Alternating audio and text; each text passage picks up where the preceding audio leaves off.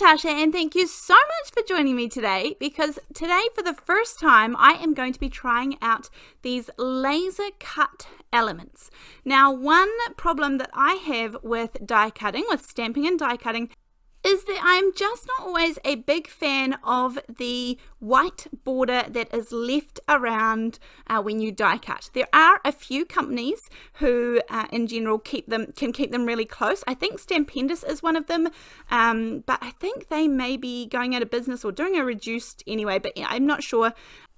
Anyhow, the point is there are a few companies that do them close cut to the image, however most do not. So that's why these caught my eye, and I have never really played with these before. So in this one packet is sort of 4 large sheets. These are 12 inches by, maybe 12 by 12 once they're folded out. So each sheet is 12 by 6, and there's just lots of different elements, and these just sort of pop out.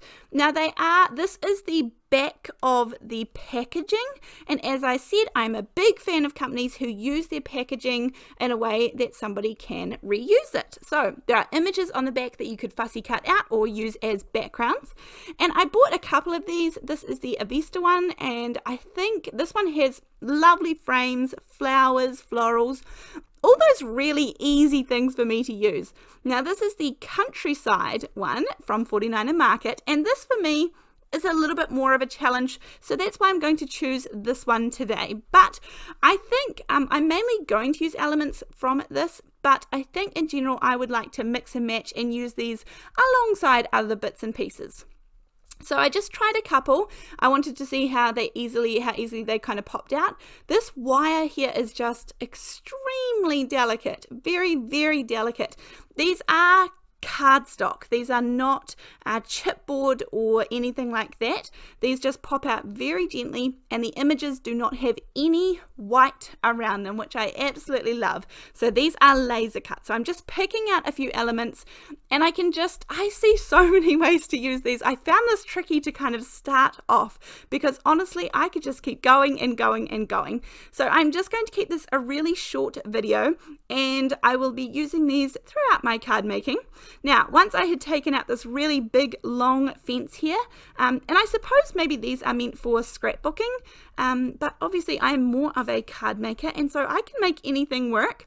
Then I see this little fence up here, which I probably could have and should have taken out, but that's okay. I'm okay. I've already popped the other one out, and then what I do is I pop a little snap-lock bag, a little Ziploc bag inside the packaging with any leftovers and things that I did not use or that I cut off, and that there's still enough to use, so that I keep these together.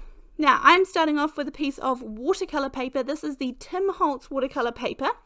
I am working on a waffle flower stencil mat. This is the mini version, and I am loving this. I am using some tumbled glass, and I think, is that old paper, I think? And this is just going to create a little bit of background for me. This is a very quick, easy card to create. This video is nice and short today, so I hope that you are enjoying this. And again, it's just me trying out something different.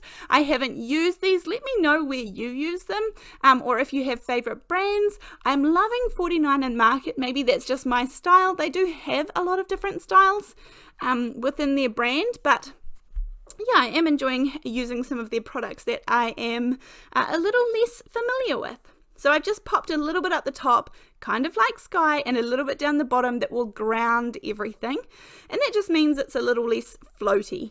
But I think you could probably find lots of things to use in the background. I'm going to trim this down because I want it to be a real panel, a real front panel on my card base. So I trim it down, and then I'm going to use a matte medium. This is the multimedia matte, and this is from Ranger. It is exactly what I have in my glue bottles. I just fill these using a syringe, and I have a video on how to do that without it splattering everywhere.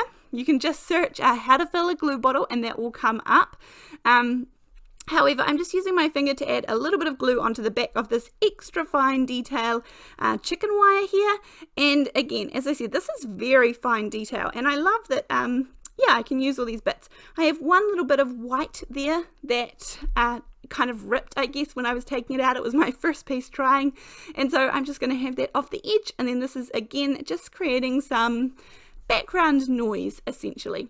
The one thing I do love about packets like this is that everything coordinates, and there is enough here to make a lot of cards, and so that's what I like. I like that even if I just use up some of the pieces, it means I haven't used all of the focal pieces. You know, sometimes in a pack there's sort of a few good pieces and then the rest is a bit but this one I felt like there was lots of really good options. So that's what I want when I purchase a pack of something. And I also think that lots of these things could be used in conjunction with the other packs and other styles too. So I want to know that it's versatile when I invest in something. So I'm going to put the little fence down the bottom. I've cut it ever so slightly bigger. I will just cut it off nicely once the glue dries in a second. Then I'm going to take my little watering can and just a little craft knife and pop a little slit in the top here. This means that I can pop my bouquet of flowers inside the watering can, and this is going to help me with a little bit of dimension as well. So I just cut off those extra little bits now that my fence is nice and dry. I could have popped the fence up with some foam tape behind it, and that would have been nice and easy because I just need little strips of it. That would have been really cool to have the fence stand out too, but I'm actually going to do it a little bit with the flowers.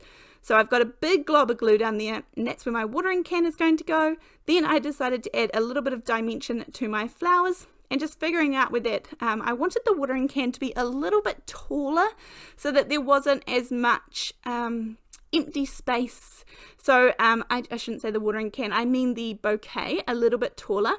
And so that's why I got that extra little sprig of greenery that's going to help it just raise up a little bit further into the background.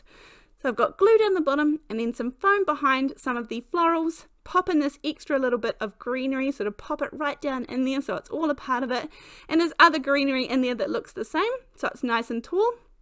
And then I think this is the step that really finishes this off.